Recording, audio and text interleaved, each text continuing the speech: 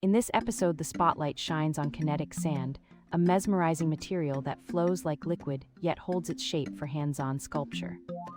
Its clever polymer binding lets grains stick to themselves, not to skin, making cleanup easy and every session feel calm and creative. Families share stories of birthday projects, sand castles, and tiny landscapes that spark conversation and collaboration between siblings and parents alike. Kids describe the sensory joy of pinching, molding, and dragging shapes, while adults reflect on how it turns quiet play into shared problem-solving. The episode celebrates imagination as simple tactile magic uniting generations.